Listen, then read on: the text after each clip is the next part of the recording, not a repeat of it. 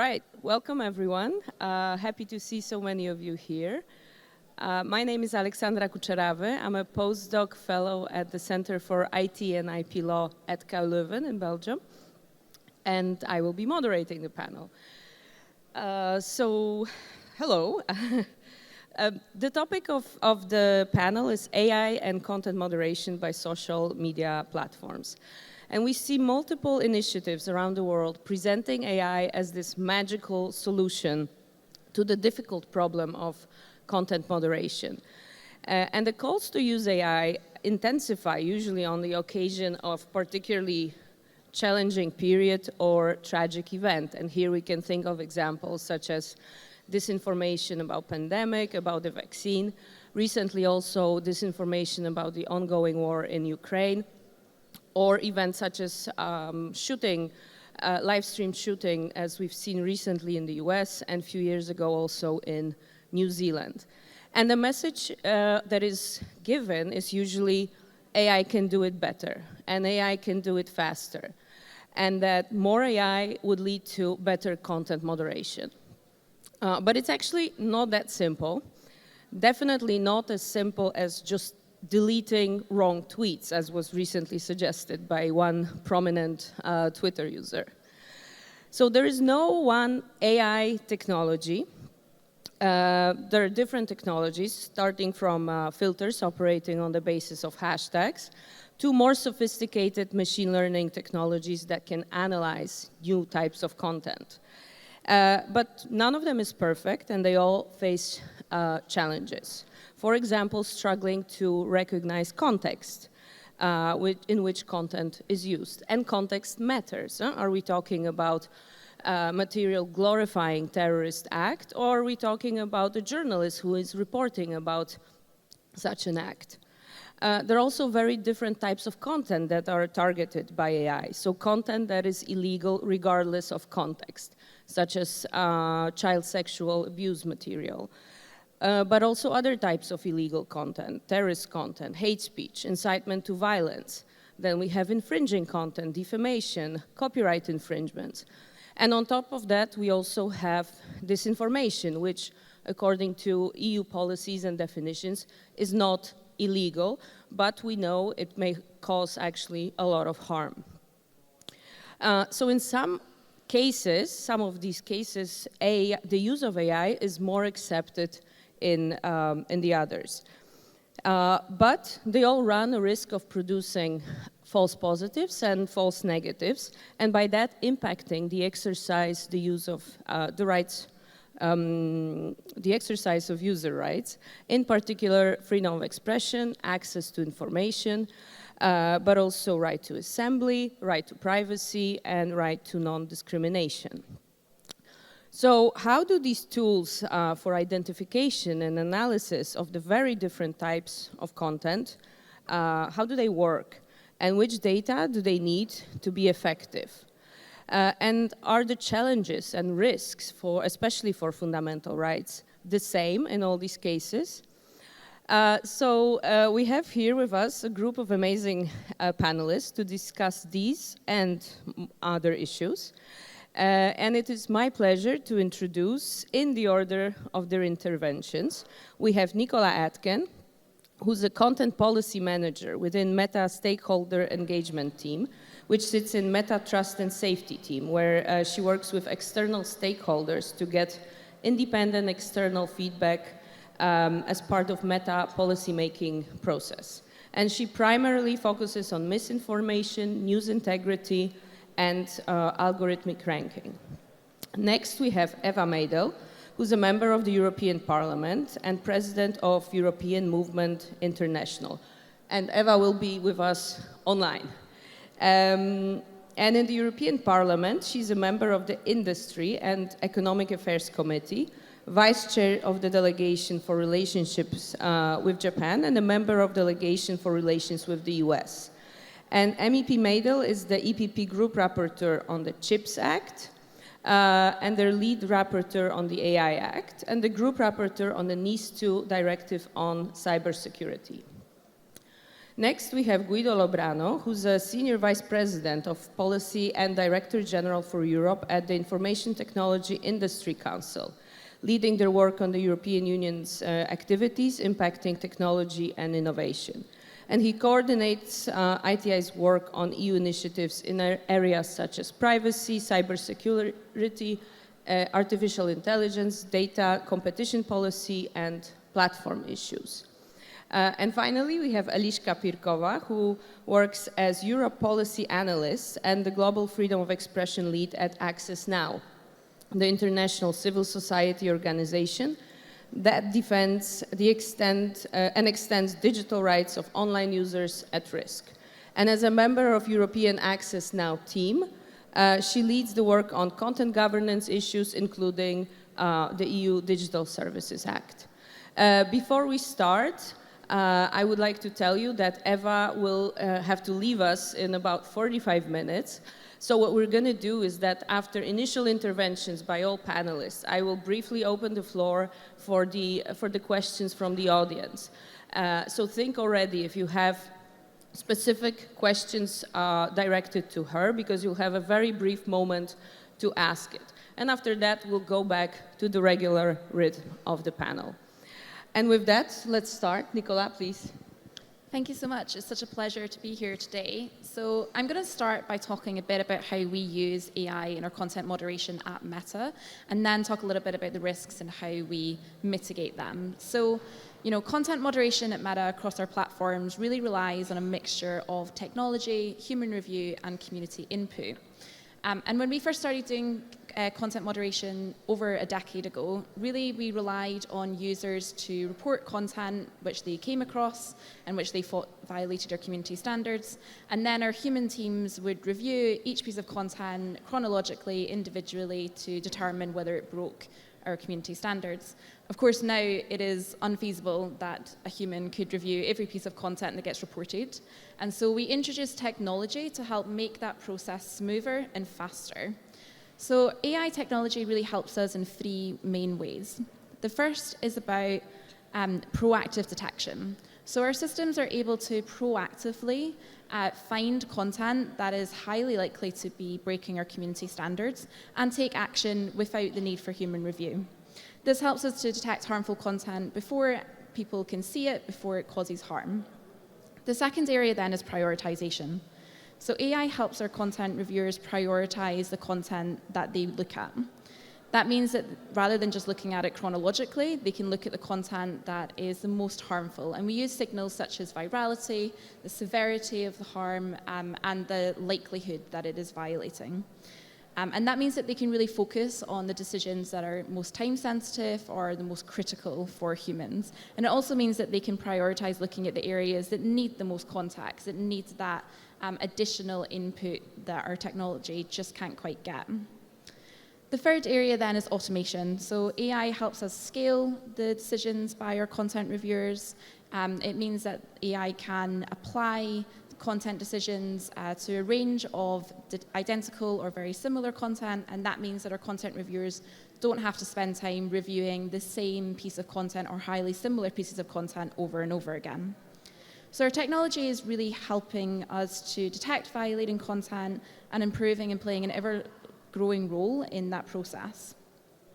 Those three factors, proactive detection, prioritization, and automation, they also apply when we are demoting content or when we are applying warning labels. So you might know that we work with over 80 fact checkers globally to review potentially misinformation.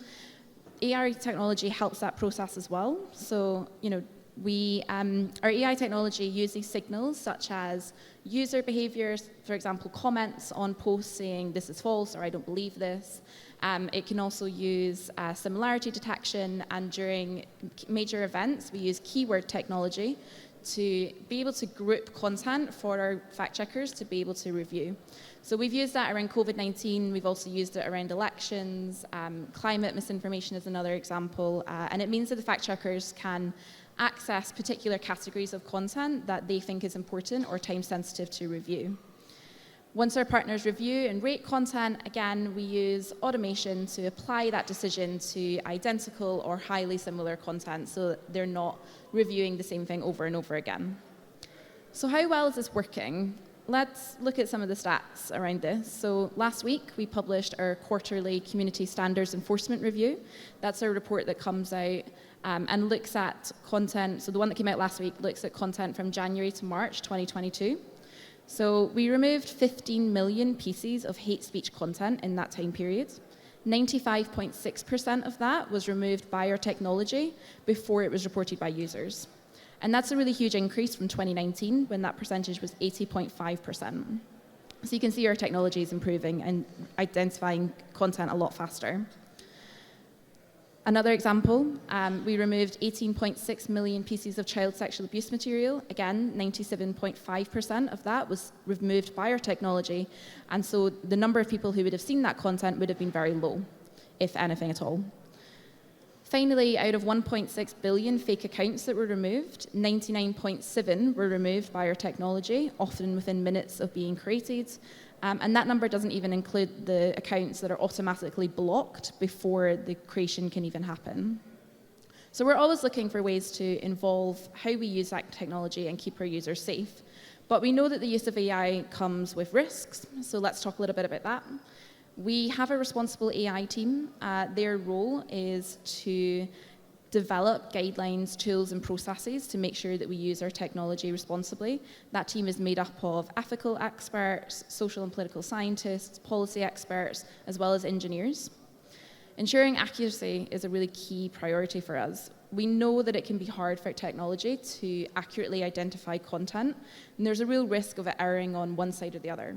So if our technology is too aggressive, then it could remove too much content, and that would have a really negative impact on freedom of expression. But on the other hand, if the technology isn't aggressive enough, then it would keep potentially harmful and violating content on the platform, which would impact the safety of our users. So we're constantly trying to get that balance right, and we spend a lot of time working on that. Our machine learning models are continuously improving every day. We use a large amount of the data from our human reviews that's fed back into the model, and we use that to test and improve them so that they are always getting better.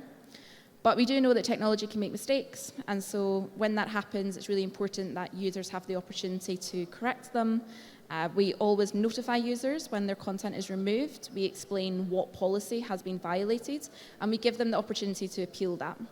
If after an appeal, users still think that a mistake has been made, then they can appeal it again to the Independent Oversight Board, which is a group of experts globally who take on specific cases and make a decision as to whether Meta was right or wrong to remove that content. Data protection is another kind of top of mind issue. We want to make sure that we minimize the amount of data that is used in our automated enforcement.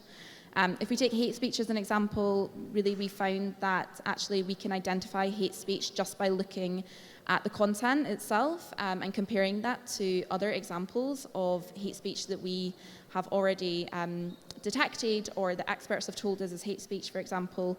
So that means that we don't need to look at the user who has actually posted the content. We only need to look at the text or the image itself. And we also try and minimize the amount of data that is stored to only that which we can feed back into the model to make it accurate. Finally, transparency is really important. I've already mentioned our Community Standards Enforcement Report. That comes out quarterly, and that includes information on how much content has been removed, how much of that is by our systems, and then also, crucially, how much of that was appealed and then restored upon appeal. So again, you can get a really good insight as to how accurate our systems are being there. And this year, we voluntarily asked an independent organisation to audit the results from last year's reports to make sure that you can trust the numbers that we're putting out there. So to conclude, our content review systems really rely on a mixture of human review and technology, but by scaling the use of technology, we can remove more violating content and make sure that our human teams are able to prioritize the most harmful content or the content that needs the most contextual input. But we know we need to do that responsibly, and we are continually working to make sure that we can keep our models accurate, we can mitigate the risks of freedom of expression, and we can keep our community safe. Thank you.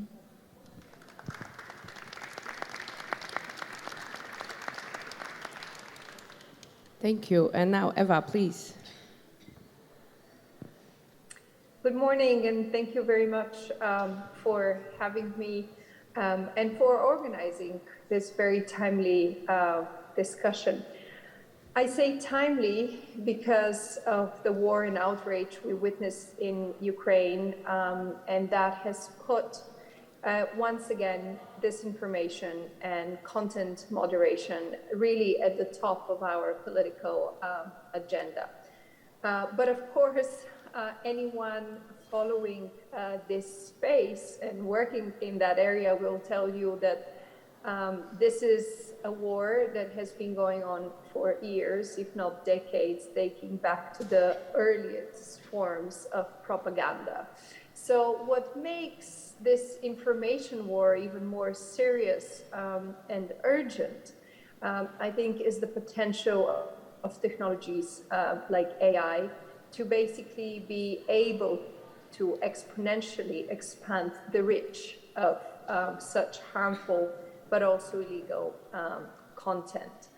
I think the constant attack of disinformation is affecting, of course, the integrity of our societies, but also more importantly, the citizens' trust in democracy and the ability for democratically elected governments to act independently of malicious influence. So the reactions and the decision of social media platforms are of great importance, especially when it comes to the fight against disinformation and the protection of free speech and truth. You know, this fight against disinformation, I think artificial intelligence is a tool that can either help or hinder our efforts. And having been the rapporteur on both the Digital Services Act within the Econ Committee, which focuses on content moderation, and now on the AI Act in the Industry Committee, I would perhaps want to highlight three key ways that we can leverage the power of AI in this space. So for me, just like any other technology, AI should be looked as a tool. In a way, could be described as a double-edged sword, can be used for the noble goals or the worst of intentions. I just spoke about the exponential potential of AI when it comes to spreading disinformation. While before, propaganda had to be printed and spread in newspapers or slowly make its way around, you know, the nightly news circuit, online platforms now provide these new spaces for people to gather at a new pace, at an unprecedented pace, at which disinformation can spread. So the next frontier lies in artificial intelligence, because we no longer need hundreds of fake accounts to spread disinformation. The way I see it is all you need is one or two people, a potential message, and an AI system that has the potential to multiply this message in seconds. On the other hand, of course, we know that due to the sheer volume of content moderation requests received every day by platforms, AI is key to being able to very timely and efficiently take down such content. So AI-powered content moderation is the reason why often terrorist content or child pornography are taken down in a much faster rate than if we were to have to wait for a human oversight to flag that post. So when we regulate AI through the AI Act or algorithms through the DSA legislation, I think we need to focus on the use cases as opposed to the technology itself. So in the context of the DSA, this would mean an increased focus on recommender systems and ranking, while in the context of the AI Act, a focus on how algorithms impact fundamental rights, how they impact safety, as opposed to some sort of a blanket regulation for the entire sector. So I think we need a more tailor-made approach. But speaking of the DSA and the AI Act, this basically leads me now to my second point. And some of you on the panel, because both with Eliska and Guido, we've met before, I think, in various panels. You might have heard me say it, but we need to be consistent in our calls. All of you know we have been calling for more regulation for digital platforms for quite some time now, meaning the institutions. So some platforms also have been calling for this. So there is currently some sort of a temptation, one could say, to regulate and to over-regulate. Potentially, that's a possibility. However, when it comes to new phenomena, so to say, I think regulation should be smart and should not, very importantly, overlap. Our aim should be not to kill the platforms, but to make them more responsible and, most importantly, more equipped to support democracy, to support freedom of speech, and to address concerns about illegal content. So to make sure that platforms, irrespective of their size, big or small, can achieve these goals, we need to be consistent in what we ask of them. Particular example of what I mean. If deepfake is defined in one way in the DSA, it should be defined in the same exact way in the AI Act. And perhaps to take a step further, even the definition of AI itself should be aligned as best possible with international partners such as the OECD. The more clearer we have, and the more clearly we've expressed, our thoughts within the EU legislation, then we can have a EU legislation that fits together and it's more in line with international democratic allies and partners. This would lead to better results, and it could also hold companies more accountable for their actions, and they could have more clear guidelines. Final point that I want to make, it's related to the multi-stakeholder approach. We have to develop further this multi-stakeholder approach on the issue. I recently hosted the Disinformation Summit where, by the way, Meta participated among others. And there we highlighted the work of various organizations working on the issue of trustworthy information, ranging from journalists at the BBC to NewsGuard, or even a new startup that my team recently met called Newsroom. I believe there should be a collaboration between online platforms and trusted, experienced organizations working in the field of disinformation. That, I think, could help us solve some of those most pressing issues in the area. But I'll end here, and I look forward to hearing the other contributions, and would like to apologize in advance that I have a hard stop at 12:30, unfortunately. But until then, I'll be with you. Thank you. Thank you, Eva. And Guido, please. Thank you, Aleksandra. Thank you for inviting me on behalf of ITI. It's great to be here. I have to say, it's even better to be here for once. I think we should stress how great gender diversity is in this panel. I can say that because I'm the only man here. We always highlight when there's males, so this time I want to highlight how this. So congratulations to the organizers. I'd like to bring us maybe to a broader perspective. ITI is a global association representing a variety of companies from all the segments of tech. And it is also from this perspective that we look at this discussion on the uses of AI. And I think I'll spend more time talking about AI than about content moderation. It's important, I feel, that we look at this discussion from the perspective of the whole ecosystem. That includes, for example, developers and all other firms that are active online. ITI represents all of these actors, and so we feel this is very important to us. And I think the first point, I think, from this perspective is we need to stress it, I think, how AI is first and foremost a huge opportunity. The benefits of its development in content moderation, but in any other field, tremendously outweigh its risks.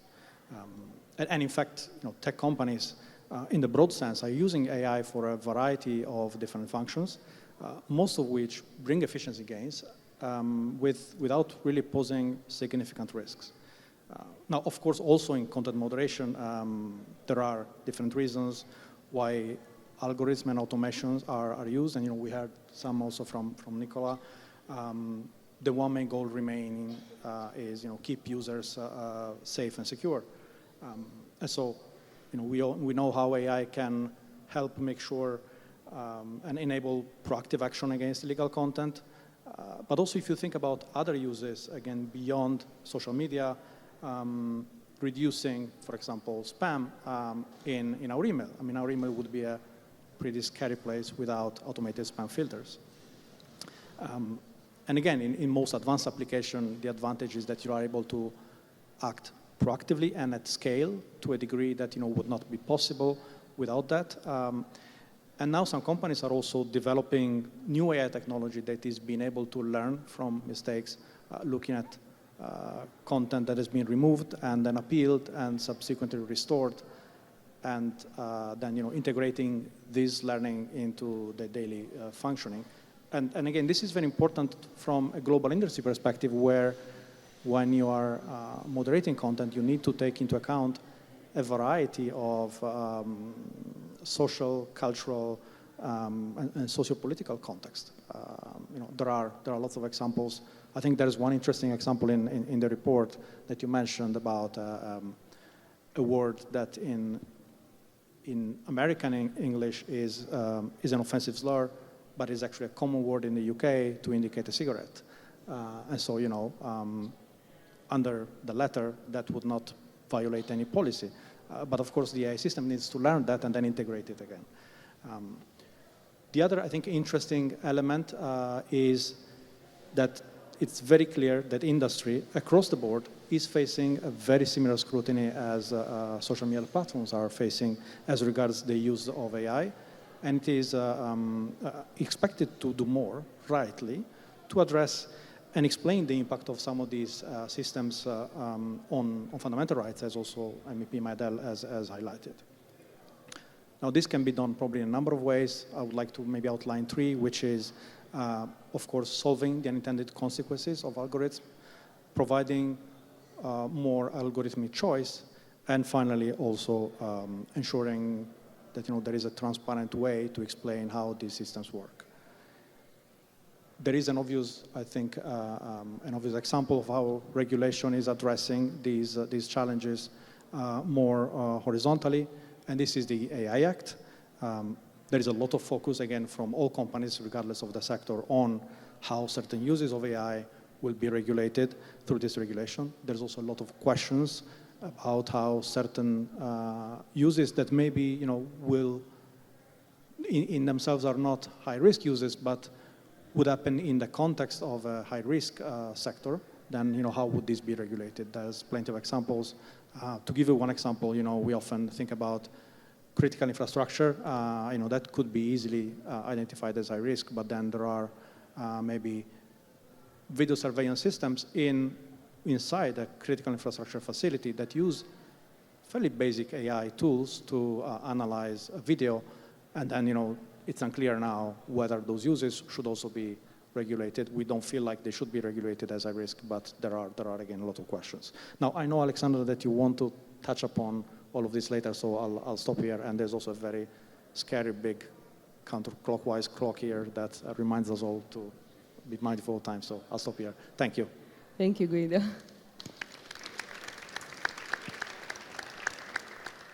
Eliska, please.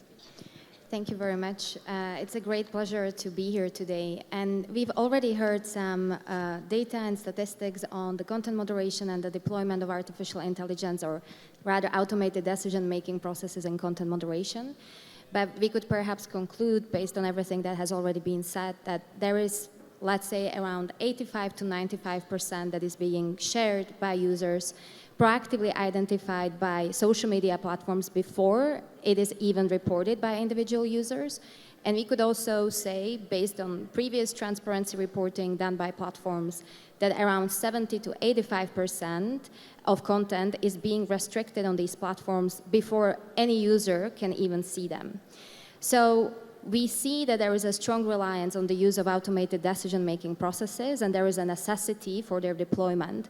So the question today should not be whether platforms should continue using artificial intelligence in content moderation or content curation, but how they use it and how much they actually inform and empower users when they are taking those automated decision-making while actually seriously impacting the protection of fundamental rights, not only freedom of expression, but let us not forget also about inherent discriminatory biases these automated decision-making often impose on vulnerable, marginalized, and oppressed groups, precisely due to the wrong data or insufficient data they are being trained on. And I'll try to touch upon on those points during following minutes, if I manage.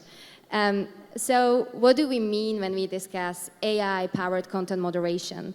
On one hand, AI helps to proactively detect the content that can potentially violate the terms of service of the platform, by which platforms manage to decrease the reliance on flagging such content.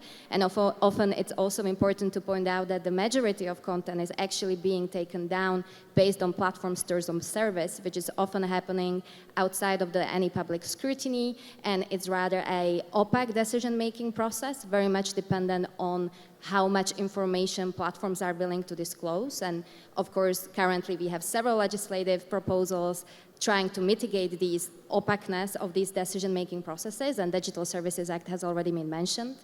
And another way how actually AI is being deployed in content moderation is through so-called automated evaluation of the content. So whether the content truly violates the terms of service or potentially national legislation, and then consequently automated enforcement takes place, which usually result into some form of restriction of content, whether that's blocking, removal, or demoting that content. So we often hear, and you, Aleksandra, mentioned it at the beginning, that the more progressive AI that is more intelligent and more powerful can actually mitigate those. But from the perspective of fundamental rights, I strongly believe that neither of them, whether it's a more simplistic version of automated decision-making processes that can be often circumvented also by bad players, or maybe more sophisticated version, can properly address all human rights implications and concerns that actually stem from their use and their deployment. Now, when we are talking about those human rights implications, we need to bear in mind that upload filters, proactive measures, you name it, depending on what type of technology is being deployed. And for instance, in EU policy world, we equally use the term upload filters or proactive measures, and you can even find a reference to those directly in the applicable legislation. They will always treat any piece of content as potential rule violation. And that in practice means that by default, they impose prior restraints on freedom of expression and opinion online, as well as impacting other fundamental rights. And I completely agree that we need to have a holistic approach and look at platforms and the way how they function as a whole entire ecosystem, where every single right can be violated and negatively impacted. So human rights law has a quite strict approach to prior restraints on freedom of expression that have to be always based on clearly formulated rules or have to have a clear purpose. For a very simple reason, every user needs to understand what rules they need to follow and also what rules actually serve there in order to protect them. And it reinforces the legal certainty and predictability within the online environment. This is very difficult to address and mitigate when the automated decision-making processes are being deployed, because so far the main metrics on their so-called efficiency is the fast or the speed, how fast they can actually remove the content, and how much content disappears from the platform. So it doesn't really focus that much on the quality of these measures that are being deployed, but rather on quantity.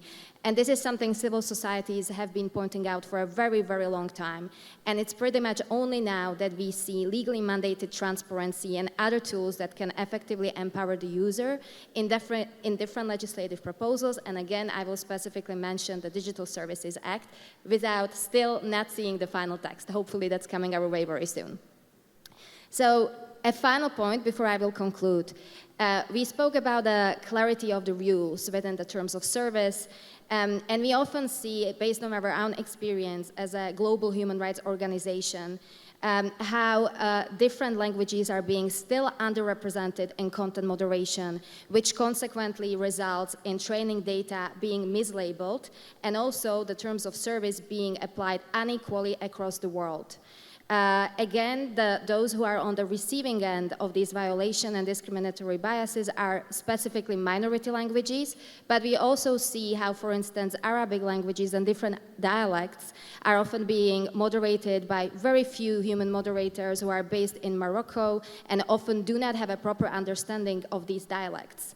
That means they cannot properly assess the context because they are lacking the proper understanding of social, cultural, political background, which are absolutely essential in understanding what impact hateful expression, for instance, may have on these marginalized communities. We see the terms of service being unevenly applied, especially in global south countries, due to the lack of regulatory pressure, whether that's a formal or informal pressure imposed by states.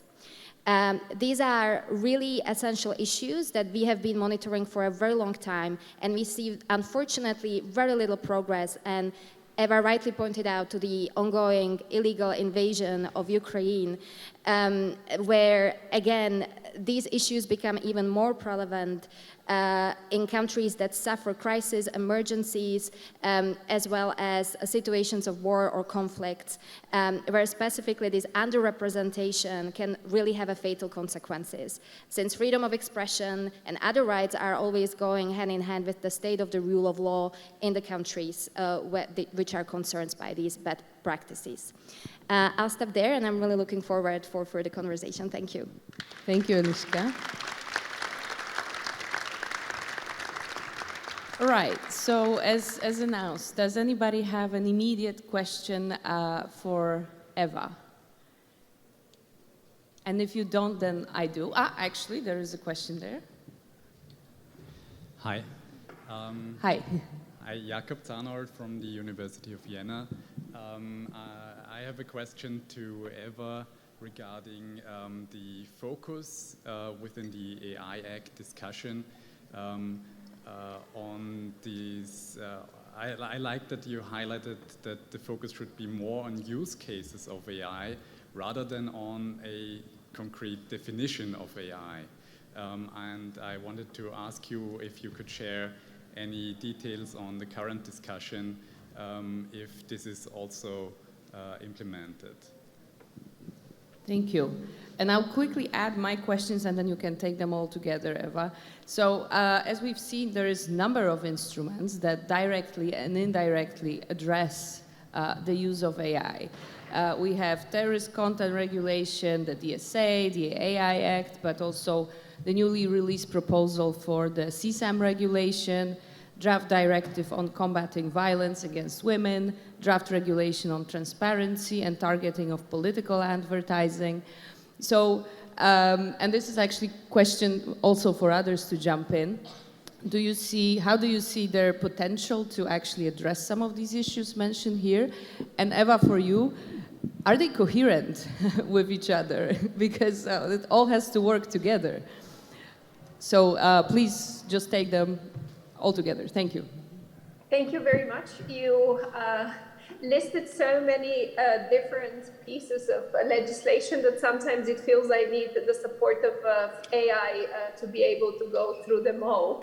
But nobody should be confused that I work in depth in all of them. Of course, I am more focused on some of them and pay attention on others. But the important message for me when it comes to all these regulations is that they need to basically fit together like a jigsaw. I sometimes worry that our work could seem a little bit of a piecemeal approach and is lacking the grand narrative. Or more importantly, it lacks the big picture, the strategy on where the European Union is actually heading. Some would say, well, but there's a strategy behind. Well, you know, I think we need to come out of the bubble and see the real big picture. Who are our friends and foes? Who are the threats out there for us? I don't want us to find ourselves in 5 or 7 or 10 years in the same situation we find ourselves now, dependent on Russian gas in Europe. And perhaps it might seem as a very, as a comparison that might not be fitting. I think it's fitting very well if we look at the developments in China on tech and other countries that don't necessarily fall into our understanding of democracies. So in a way, it will be important that these different legislative acts fit together. But we can only make sense of them if we have a common goal. Why do we want to be competitive? Who do we want to protect? Why do we want to be the ones setting those rules? And ideally, they're not golden rules, they're global rules. So that's why working together with our partners is very important. So some of these instruments, to go more concretely in your question, are horizontal in nature, like the DSA or the AI Act. So they bring many sectors and will likely affect hundreds of thousands of companies in Europe, but also beyond the EU. But other legislation, like on terrorist content or CSAM, violence against women, political advertising, they're more niche and sectorial in nature because we are addressing specific concerns. So I think this approach is the right one. The horizontal legislation is to set the broader goals and mechanisms with specific sectorial legislation that is added on if, of course, there is a proportional manner. The risk is to ensure that they are aligned and that they make sense. I mean, that's important to have this balance. And I give you an example. We shouldn't require an ad for counterfeit sneakers to be taken down immediately, while saying terrorist content legislation should be taken down within 24 hours. Or we shouldn't tackle political advertising specifically in horizontal legislation when there is a new forthcoming regulation that is specifically on that matter. So for me, we need to be consistent and do our part through smart regulation to make sure really all these pieces fit together in a jigsaw. But from the question from the audience, we are in negotiations, so I cannot disclose too much. So I'm all going to say that I think we are in a good direction. There's constructive cooperation between the shadows, and we are looking forward to the vote on the AI Act in the industry committee that's scheduled for mid of June, 14th of June. We are going to defend this approach, focusing on use cases also within the work of the IMCO and Leuven committees. So thank you very much, and I believe it's a good and timely discussion, so thank you for giving me the opportunity to be part. Thank you, Eva, for joining us. And I understand that you have to go now. Okay, please, big applause for Eva.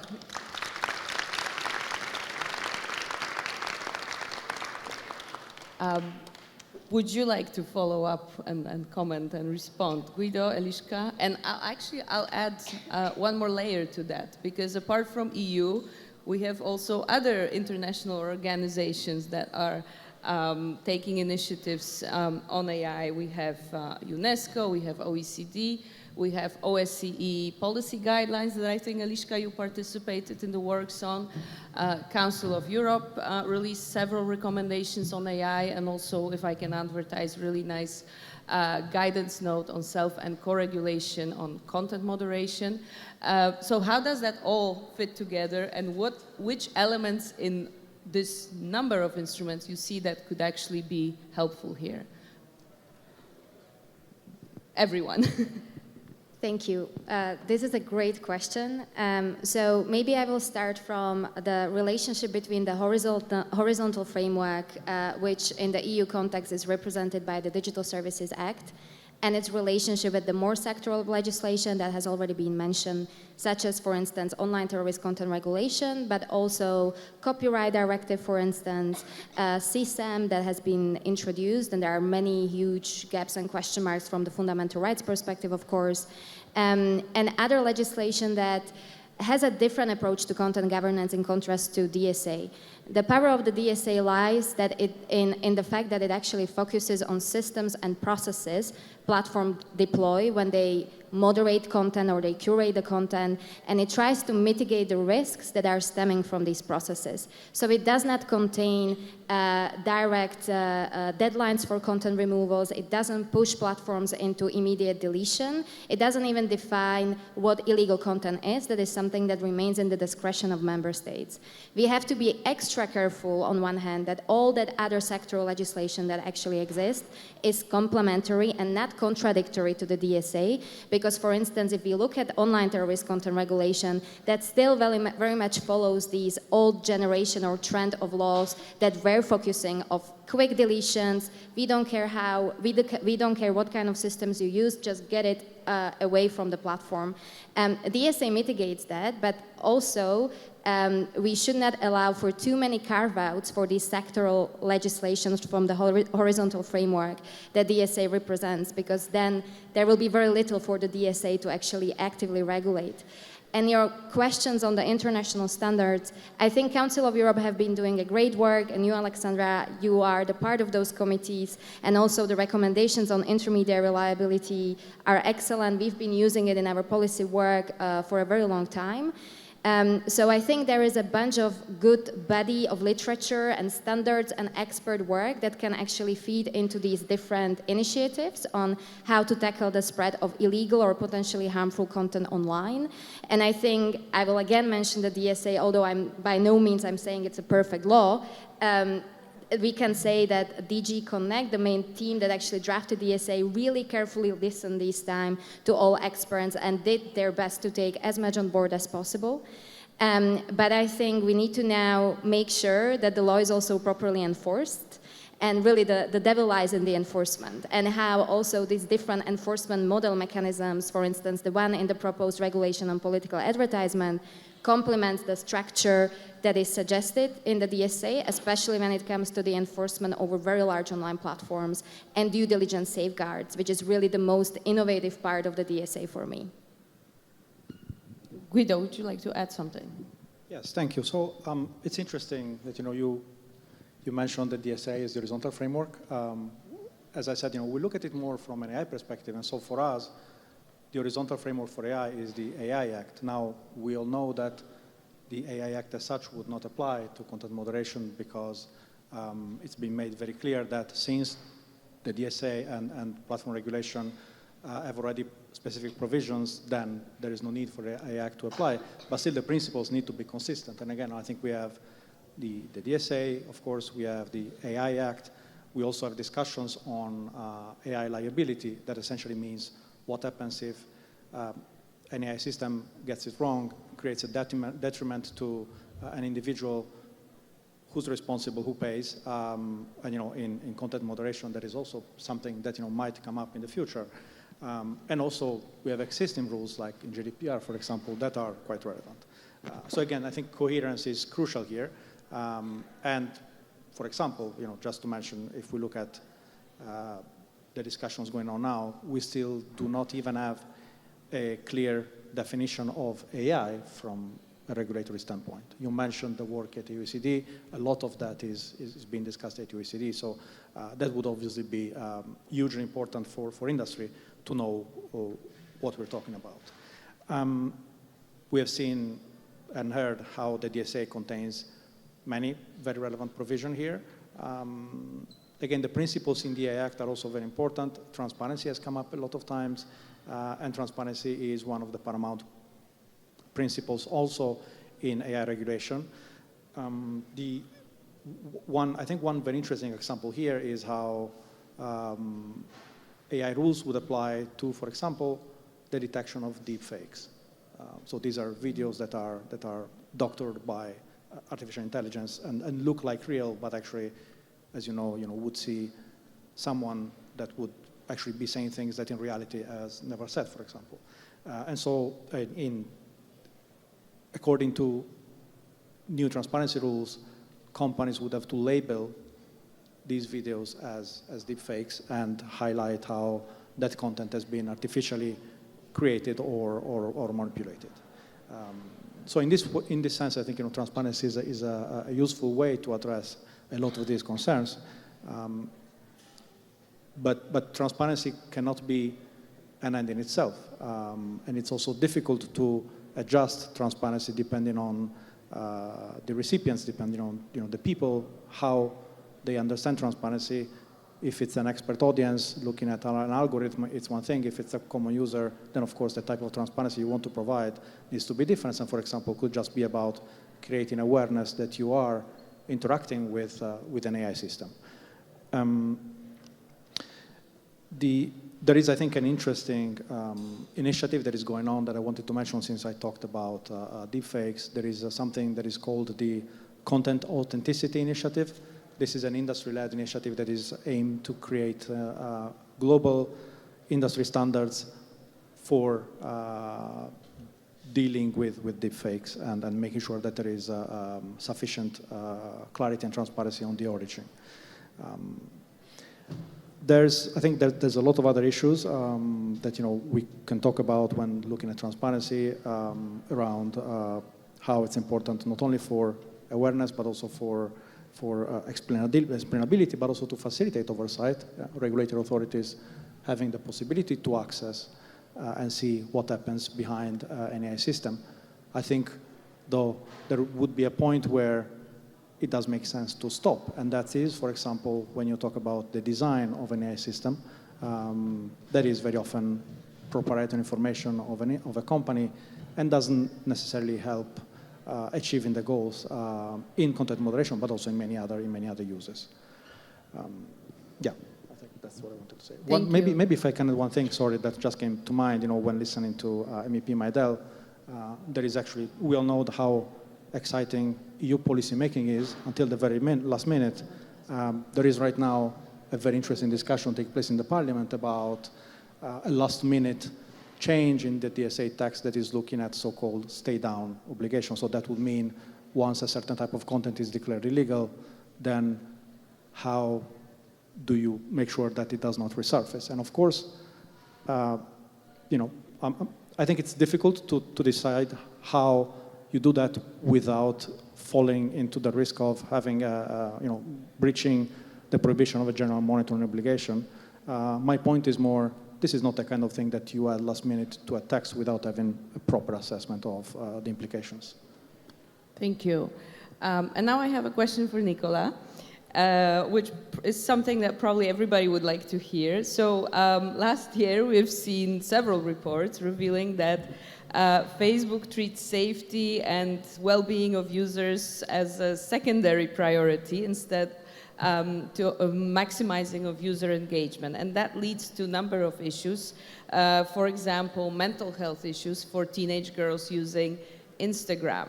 And that followed with a number of testimonies by Frances Haugen. So please tell us what has changed since then, and well, has something changed?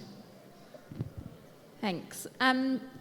Look, I think the first thing to say there is that we have no business incentive at all for our users coming across potentially harmful or content that they are not enjoying. You know, increasing advertisers, increasing the number of users, that really doesn't mean anything if the people using our platforms don't enjoy that process, don't enjoy that experience. So, you know, we don't have an incentive to prioritize engagement over safety at all. We have over 40,000 people working on trust and safety. They operate across 70 different languages, sit within 20 different countries, and we have that diversity so that we can understand things like local context, which some of the other panelists have spoken about. So that's kind of, you know, we are really trying to protect our community. One thing that we have introduced recently is sensitive controls on Instagram. So users can choose to see less of particular categories of content on Instagram. Users can also, you know, curate their feeds, and we have things like recommendation guidelines that are in place to make sure that we don't recommend content, for example, on Instagram Discover, that we don't recommend content that could be harmful, such as, you know, kind of body, sort of dietary pills or health issues like that, that could potentially be harmful or spammy. So, you know, we are working very hard on the safety of our platforms because we want it to be a fun place to be. And, you know, if people aren't using our platforms, then that's a real kind of issue to the business overall. I was just going to add something to the kind of regulation discussion that we were just having there. First of all, we really support regulation. We've been calling for it for years. And I think that international organizations such as the OECD do have a really important role in setting a level of consistency internationally. I think when I last checked in with our teams, we were tracking something like over 80 different pieces of regulation around the world relating to content moderation. So where there is the opportunity to have international standards and a level of coherency across that, that is very helpful for us as a business, but also for our users as well. It just makes it easier to implement. And I think that those kind of organizations have a really important role in influencing other countries where we might have autocratic governments who are using regulation to crack down on freedom of expression, where we have a level of international standards, then that can help push back on that. The last point I want to make on regulation is that it's really important that there's an effective evaluation process once the regulation comes into place. I think Vera Jourova said in the context of the Digital Services Act that striving for perfect shouldn't stop us from achieving good enough for now. And I do think that's important, but it means that once the DSA comes into place, we have to make sure that we are still striving for perfect, and we are still evaluating what's working, what's not working, and we're able to make changes based on that feedback. All right, thank you very much. I have like several more pages of questions here, but I think now it's time to open the floor for the audience. Plenty of hands. We start with front row, let's say.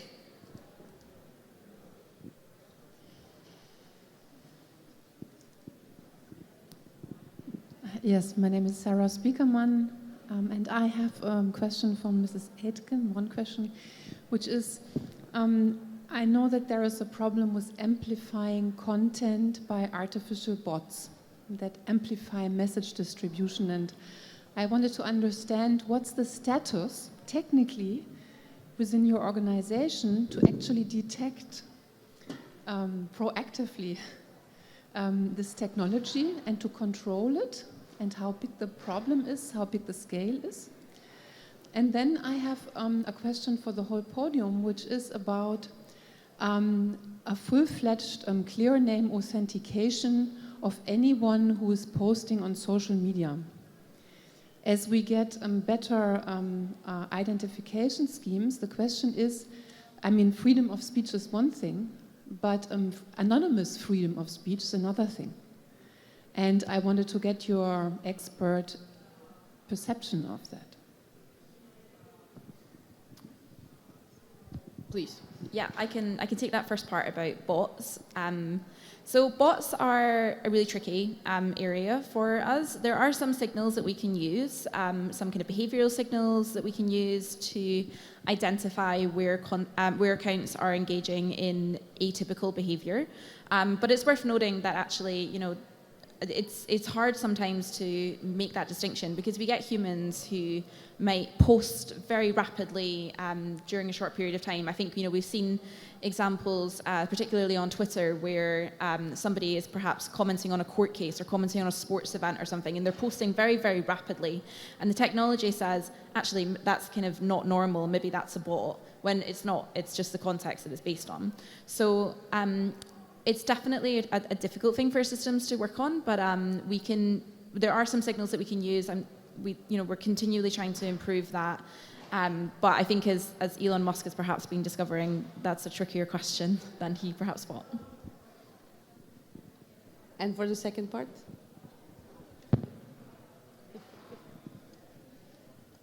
I'm not sure I have an expert perspective on your point. I have a personal perspective, which is that clearly there are pros and cons on both approaches. I think, though, there is no.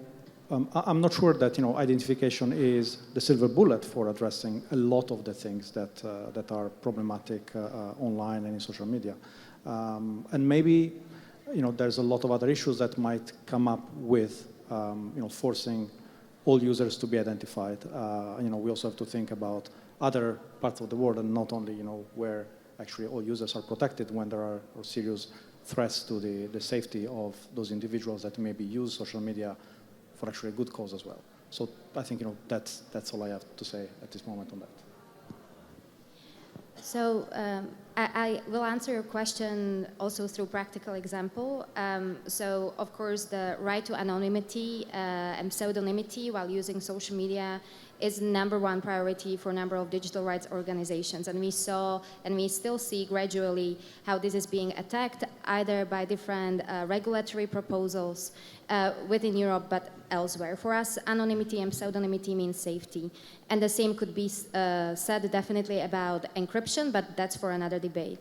During the DSA, there were several proposals, for instance, one particular one around the mandatory phone number registrations for those who disseminate pornographic content on those platforms that actually host this type of content. They were also requiring, I think, their email addresses. I don't remember the exact wording of that paragraph. It was the article, it used to be Article 24B under the DSA at the time of negotiations. And we fought against this measure together with other digital rights groups very hard because in our view, even decreasing the anonymity or pseudonymity of online users doesn't actually provide any adequate response against serious issues and crimes such as non-consensual nudity, for instance, that was supposed to be the reasoning behind this measure at first place. It wasn't only us, there was also a quite known joint statement of European Union of Sexual Workers who are, of course, even more or have more insights on these issues than other digital rights organizations in a way. So we see these efforts, and I think it's also connected very much to the whole entire ecosystem and architecture of business models of these platforms, and perhaps not directly around the mandatory registrations, but also in a way how sensitive data or inferred data can be used in ad delivery algorithms, so we'll actually go beyond the pure content curation or content moderation issues. And this is a prevailing issue that lies really in the core of how the majority of platforms and very large online platforms operate. And it will be our role in the future to actually make sure that these different regulatory responses definitely contain not only transparency requirement in terms of user-centric transparency that has been already mentioned, or data access framework to properly understand that. Transparency is not a panacea, even though DSA has a significant list of transparency obligations for platforms, but also, for instance, ban on the use of sensitive data and profiling by different amplification and targeting techniques, which we actually succeeded, and there was a number of great digital rights groups that really pushed for this, and we currently have it in the DSA. But it's just the beginning. It could be even more ambitious. And so we need to continue working on that, on dismantling the core issue, which is ultimately data harvesting business model of platforms. It says 9. It says 9. Okay, so let's take several questions, maybe from this side of the room now. And we'll see how far we get.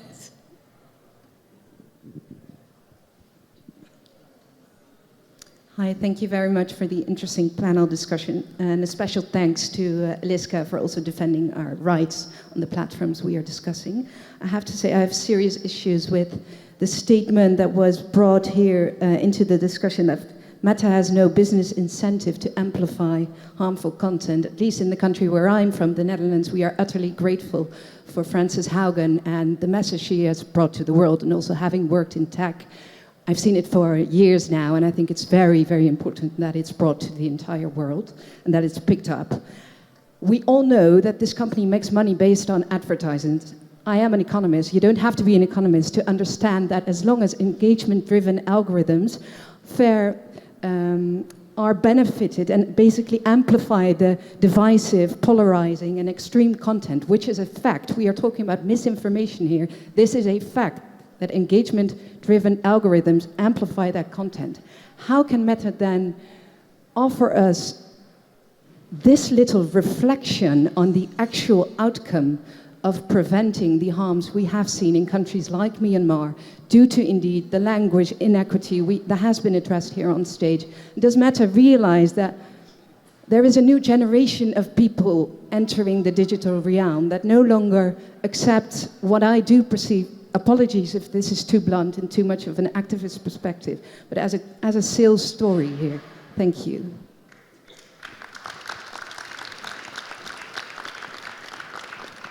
And another question, right next, yeah.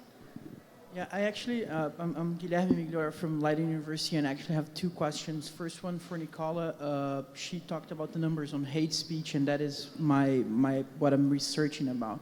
And what I want to talk about, you said it's very effective, but we've seen in the past, and I'm from Brazil, and we've seen that very clearly in Brazil with the queer community, that they were being illegally moderated, so the content was being taken down of Instagram, Facebook, or whatever, due to the use of some slangs that were abusive to them, but they were retaken by that group. And I wanted to know what is the state of the art now for tackling this problem, and if you do have something to tackle this problem, or if this is still something you need to work on.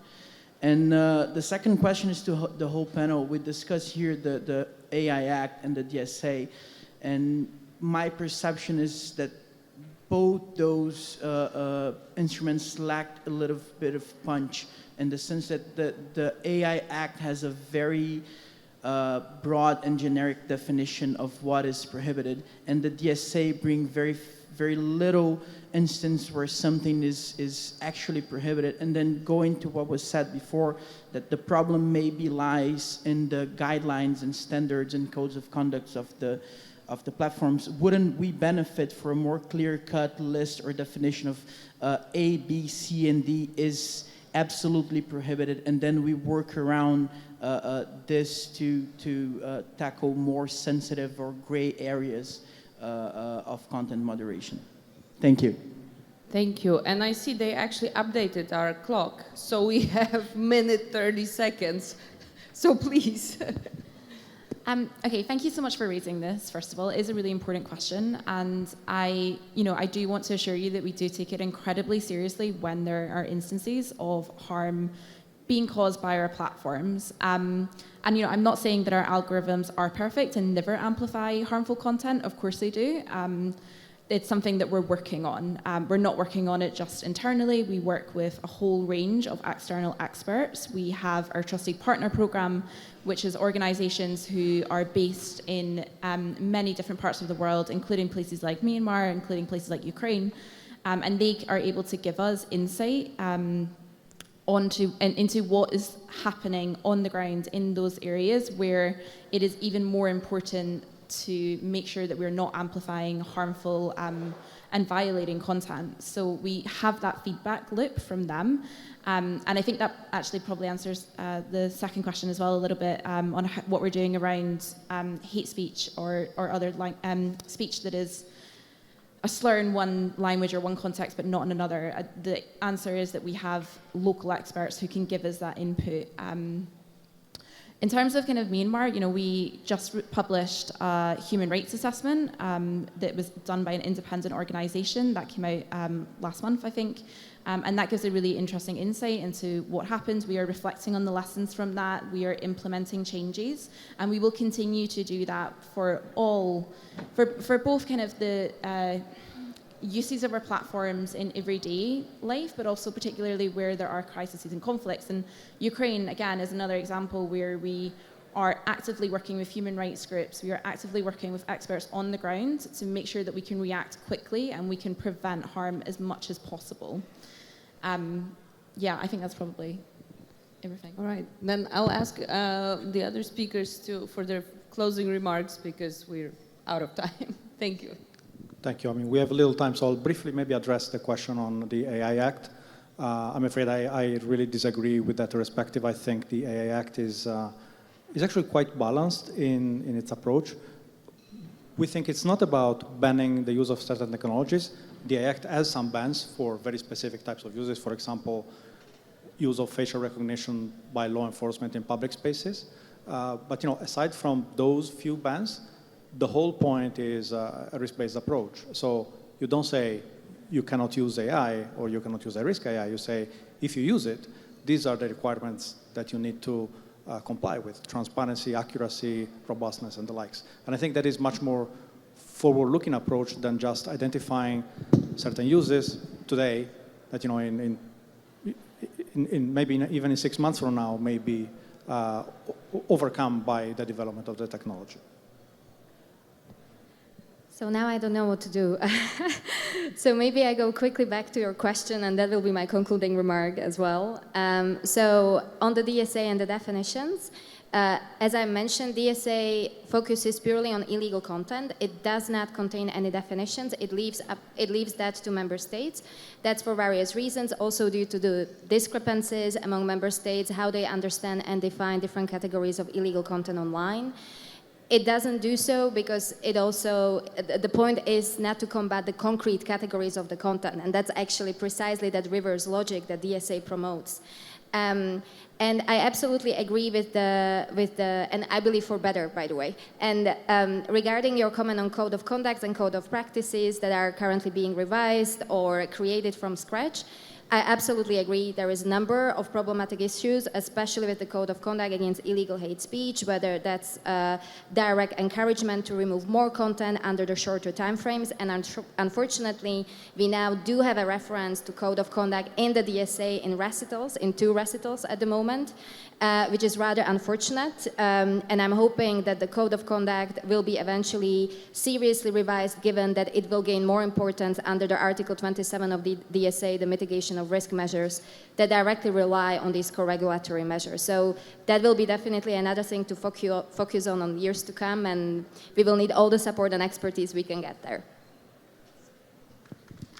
All right, thank you very much for this fascinating discussion, and sorry for the time confusion. That's it, thank you.